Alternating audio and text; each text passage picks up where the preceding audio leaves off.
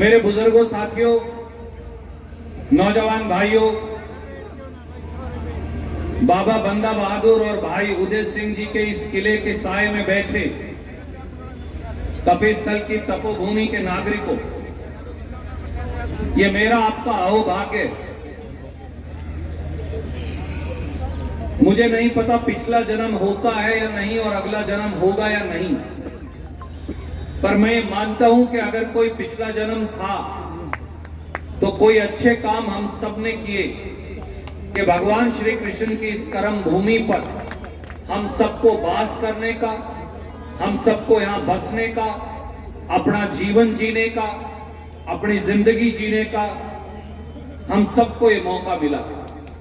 और जहां बैठे, ये तो वो भूमि जब कुरुक्षेत्र का युद्ध होता था तो भगवान कृष्ण सभी पांडवों के सहित इन्हीं मंदिरों के तटों पर पूजा अर्चना करके हर रोज सुबह निकलते थे न्याय की लड़ाई लड़ने के लिए, नीति की लड़ाई लड़ने के लिए, धर्म की लड़ाई लड़ने के लिए। आज कुमारी शैलजा जी, मैं और हम सारे साथी एक बार फिर उस धर्म, नीति और न्याय की यात्रा को लेकर आपके बीच में आए। ये वो भूमि है जहां से धर्म, नीति और न्याय की लड़ाई की शुरुआत हुई थी और जहां भगवान श्री कृष्ण के सानिध्य में धर्म, नीति और न्याय की जीत हुई थी। वो लोग जो गलत रास्ते पर थे, वो लोग जो अन्याय के रास्ते पर थे, वो लोग जो भेदभाव के रास्ते पर थे, वो लोग जो इंसान और इंसान के अंदर फर्क करते थे, पांडवों की संख्या अधिक थी। पांडवों की संख्या 5 ही थी, अधिक नहीं थी। कौरवों की संख्या अधिक थी। एक तरफ सैकड़ों कौरव थे और एक तरफ 5 पांडव और भगवान श्री कृष्ण थे।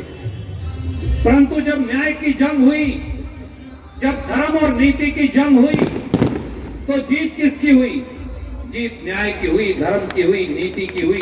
इसीलिए इसको कुरुक्षेत्र की भूमि, तपेस्थल केतल की तपोभूमि के नाम से जाना जाता है। मेरे बुजुर्गों, दोस्तों, साथियों, भाइयों, बहनों, माताओं, आज फिर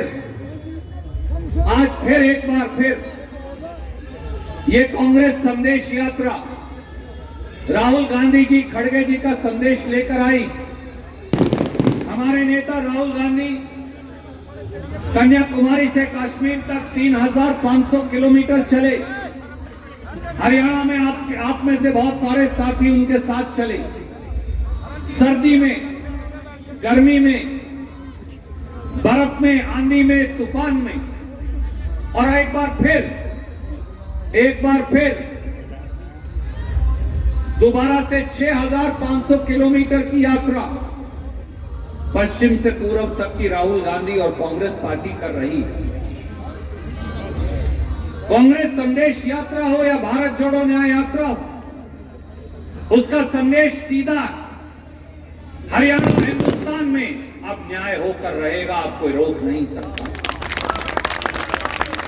नीति का शासन होगा, धर्म का आचरण होगा, बराबरी का हक सबको मिलेगा। अब कभी कोई दलित, पिछड़े, गरीब, छोटे किसान, छोटे दुकानदार, महिला और नौजवान के हक पर कुठाराघात किसी शासक को नहीं करने देंगे।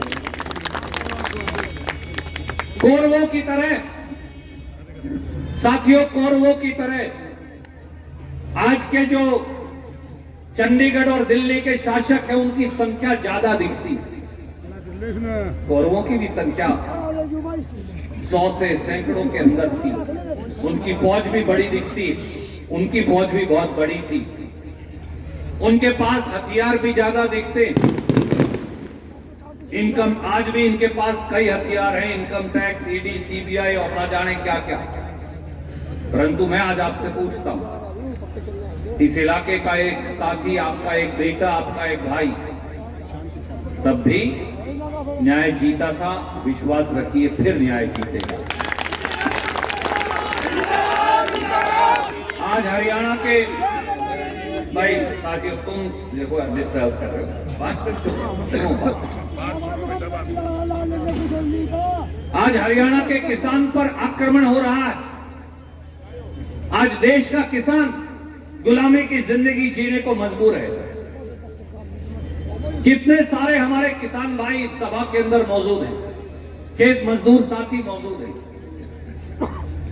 जब दिल्ली के दरवाजे पर आप दस्तखत देकर न्याय मांगने गए थे, तो हरियाणा में दुष्यंत चौटाला और मनोहर लाल खट्टर जी ने आपके रास्ते के अंदर नश्तर गड़वा दिए थे, बैरियर लगवा दिए थे, पुलिस की संगीनें लगवा दी थी, पुलिस की गोलियां आपकी तरफ, आपकी छाती की तरफ पुलिस की गोलियां और बंदूकें सामने करके हजारों की संख्या में खड़ी कर दी थी, ताकि आप खुद की राजधानी में न्याय मांगने ना जा सके। 700 से 800 किसान और खेत मजदूर भाई शहीद हो गए। वो शहीद खुद के लिए नहीं हुए, किसान यूनियन के साथी खुद के लिए नहीं मरे, गरीब रविदास या वाल्मीकि खुद के लिए वहां दिल्ली के बॉर्डर पर नहीं मरा। वो इसलिए मरा कि आगे आने वाली नस्लों को न्याय मिल सके, उनको अपने खेत में कोई गुलाम ना बना दे। दिल्ली के शासक ने, चंडीगढ़ के शासक ने उनकी सुध नहीं ली। भारतीय जनता पार्टी और जजपा जो आपकी वोट लेकर गई थी, उन्होंने उनकी सुध नहीं ली, हमें केवल दुत्कार दी। पर यह आपका संघर्ष था कि 700-800 किसानों की शहादत के बाद दिल्ली और हरियाणा की सरकार को आपकी ड्योढ़ी पर झुकना पड़ा। आखिर में किसान और खेत मजदूर को पूरा पड़ा। हरियाणा में दलित भाई बहनों की क्या परिस्थिति, यह आप जानते। आदरणीय शैलजा जी बताएंगी, मैं केवल 2 उदाहरण आज और परसों का दूंगा। आज के अखबार में खबर है कि 1.25 लाख से अधिक रविदासिया, वाल्मीकि, सैंसी, धानक, एससी के हमारे बच्चों को सरकार ने वजीफा नहीं दिया 1 साल से। 80,000 से अधिक पिछड़ा वर्ग के साथियों को, वो जांगड़ा धीमान समाज से हो, वो कश्यप प्रजापत समाज से हो, वो पांचाल सेन समाज से हो, किसी समाज से भी हो, बैकवर्ड क्लास के, आज तक उनके बच्चों को वजीफा नहीं दिया। बीपीएल के गरीब, जो कोई गरीब ब्राह्मण भी हो सकता है, जाट, गुर्जर, राजपूत भी हो सकता है, किसी और श्रेणी से भी हो सकता है, उनके 80 से 90 हजार बच्चों को उनका वजीफा नहीं दिया। खट्टर साहब, दुष्यंत चौटाला जी, क्या आप जानते नहीं कि गरीब का बेटा और बेटी तो वजीफा लेकर तरक्की करके बाबा साहब अंबेडकर के दिखाए रास्ते पर आगे बढ़ता है, आप उसकी वो फीस भी छीन लेंगे तो वो बच्चा आगे बढ़ेगा कैसे? एक और खबर 4 दिन पहले आई। यूनिवर्सिटी ग्रांट्स कमीशन यूनिवर्सिटी में मास्टर लगाता है। खट्टर साहब और नरेंद्र मोदी ने फैसला कर दिया, वहां अब एससी बीसी के बच्चों के लिए कोई आरक्षण नहीं होगा। गुरुओं की इस धरती पर, कपिस्थल की इस तपोभूमि पर, भगवान श्री कृष्ण की इस कर्म भूमि पर आज ये आपका भाई और बेटा आपको एक बात कहता है, भारतीय जनता पार्टी को अगर एक मौका और मिल गया ना प्रजातंत्र रहेगा ना आरक्षण रहेगा, हम सबको ये गुलाम बना लेंगे। ये वो लोग हैं। हमारे हजारों की संख्या में नौजवान आज रास्ते में हमें मिले, अभी भी यहां हैं, कलायत में भी मिले। मुझे ये बताइए, 47 बार पेपर लीक हुआ। पानीपत के भारतीय जनता पार्टी के नेता के स्कूल से पेपर बिका। हरियाणा पब्लिक सर्विस कमीशन के दफ्तर में करोड़ों रुपए की रिश्वत ली गई। क्या आज तक 10 साल में खट्टर साहब ने, दुष्यंत चौटाला ने किसी को सजा दी? यहां एक पेपर लीक माफिया है, गैंग है। वो गैंग मनोहर लाल खट्टर जी की सरकार के संरक्षण से चलता है, मैं जिम्मेवारी से इल्जाम लगाता हूं। वो गैंग नौकरी देकर, बदले में पैसे लेकर पेपर बेचता है, और आखिर में वो बच्चे जो न्याय मांगने, त्रुटियां बताने अदालत में जाते हैं, खट्टर साहब उन पर इल्जाम लगाते हैं। खट्टर साहब, आप उम्र में हमारे बुजुर्ग हैं, ऐसी सरकार को चुल्लू भर पानी में डूबकर मर जाना चाहिए। जो हरियाणा के युवक और युवतियां, उनकी कोई भी जाति हो, उनके हकों को इस प्रकार से छीन रही है। और क्या ये सच नहीं, क्या ये सच नहीं भाइयों, साथियों, दोस्तों, बुजुर्गों, माताओं, कि जब कहीं झगड़ा होता है, कहीं किसी इलाके के अंदर मारकाट मची हो, हम अपने घर वालों को, परिवारजनों को वापस बुला लेते। मनोहर लाल खट्टर जी और दुष्यंत चौटाला क्या कर रहे हैं? इजराइल के अंदर 1 लाख लोग के करीब मर गए,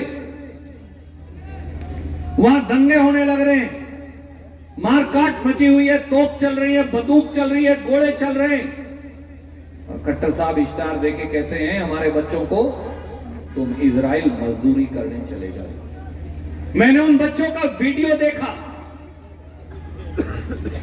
मुझे विश्वास है कि अगर आप में से किसी ने देखा होगा तो 2 आंसू आपकी आंख से जरूर छलके होंगे, क्योंकि आपके घर में भी कोई ना कोई बेटा बेटी है। वो बच्चे ये कह रहे हैं, वहां लाइन में लगे खड़े हैं, 20,000 की नौकरी इजराइल में मिले, अच्छा वहां गोली खा के मर जाएंगे, यहां भूख से तो नहीं मरेंगे। मनोहर लाल खट्टर जी, दुष्यंत चौटाला जी, नरेंद्र मोदी जी, ये हरियाणा को और इस देश को कहां लाकर खड़ा कर दिया आपने, जहां 20,000 की नौकरी के लिए हरियाणा के बच्चों को मरने की मनोकामना करनी पड़ती है। इस हरियाणा की कल्पना की थी, इसलिए 10 साल तक हमने आपका शासन बनाया था, इसलिए पूरे कैथल जिले से, हर हलके से हमने आपका विधायक चुनकर भेजा था, या हमारे बच्चों को फिर मौत के ग्रास में आप भेज दें।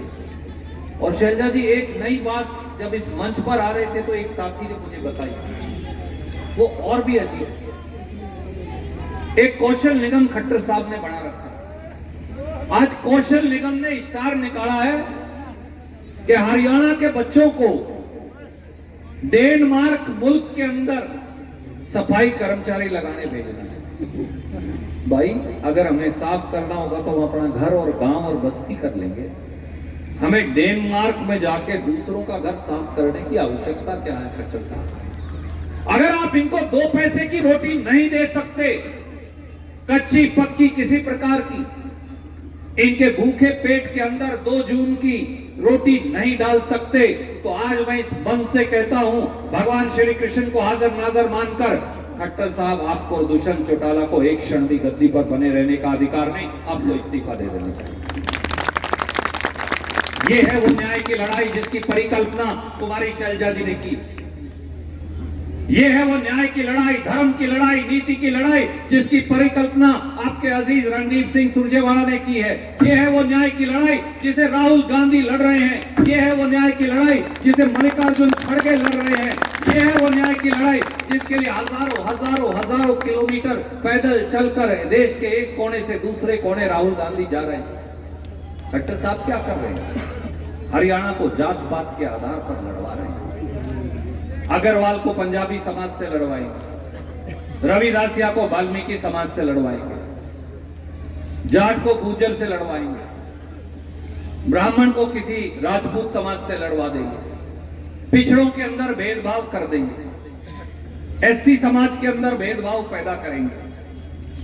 अब तो ये धर्म के आधार पर भी हमें लड़वाने लगे हैं। जो मेवात का हमारा छोटा सा इलाका है, वो ये वो लोग हैं जो इस पूरे समाज को तहस नहस करना चाहते हैं। मैं हरियाणा का एक बेटा आपसे पूछता हूं, हमारे बुजुर्गों ने एक जात का गांव क्यों नहीं बसाया? जवाब दीजिए बूटा सिंह। 36 जात का गांव क्यों बसाया? धर्मवीर भाई आप जवाब दीजिए, बलवान सिंह जी आप जवाब दीजिए, संधू साहब आप जवाब दीजिए, मंत्री जी आप दीजिए, पूरा साहब आप दीजिए। कोई बता सकता हरियाणा में एक गांव बता दीजिए 7,500 गांव में से जो एक जात का गांव है? एक शहर बता दीजिए जो एक जात का। किसी गांव में कोई जाति ज्यादा है, किसी गांव में कोई जाति ज्यादा है, परंतु हर गांव के अंदर हर जात मिलेगी। हमारे बुजुर्ग बावड़े नहीं थे, इसलिए कि समाज 36 जात से चलेगा साथियों। समाज एक जात से नहीं चल सकता। और समाज में जो दबे हैं, कुचले हैं, वंचित हैं, शोषित हैं, पीड़ित हैं, यहीं खड़े होकर चाहे शमशेर सिंह सुरजेवाला कहा करते थे, चाहे दलवीर सिंह जी ने, आपके पिताजी ने हमेशा उन्हीं की लड़ाई लड़ी, वो कहा करते थे मैं सबसे पहले गरीब का साथी हूं, कोई मुझसे बुरा माने पर्ची ना दे तो। मैं आज फिर दोहराता हूं वही बात। कांग्रेस पार्टी, कुमारी शैलजा, रणदीप सिंह सुरजेवाला सबसे पहले गरीब का साथी, कोई बुरा माने तो। वो उद्योगपतियों के दलाल हैं जो आज दिल्ली और हरियाणा की सत्ता पर बैठे, वो आपका अधिकार छीनकर बेचना चाहते हैं। जो गरीब किसान हैं, छोटा छोटा आधा आधा किले का, जो गरीब रविदास या वाल्मीकि बैकवर्ड है, जो छोटा छोटा हमारे दुकानदार भाई हैं पूरे इस शहर के अंदर, हम उनके साथी हैं। इसलिए साथियों, दोस्तों, बुजुर्गों, माताओं, बहनों, नौजवानों, हम लड़ाई लड़ रहे हैं वही जो भगवान श्री कृष्ण ने लड़ी थी। उन्होंने भी न्याय की लड़ाई लड़ी। आज उन्हीं के अनुसरण से राहुल गांधी जी, कुमारी शैलजा जी, रणदीप और हम सब उसी न्याय की लड़ाई लड़ रहे हैं। मैं मेरी बात को विराम देते हुए केवल ये कहूंगा, अगर आपको लगता है कि हमारी बात के अंदर सच्चाई है, अगर आपको लगता है कि हम गरीब, छोटे किसान, छोटे दुकानदार, गरीब साथियों की पीड़ा को उजागर करते हैं, अगर आपको लगता है कि मेरे मुंह से निकला हर शब्द आपकी आत्मा को चीर कर जा रहा है, तो कसम है आपको उस प्रभु की जो आप मानते हैं, एक बार मुट्ठी खड़े करके कह दीजिए कि ये संघर्ष आगे बढ़ता है।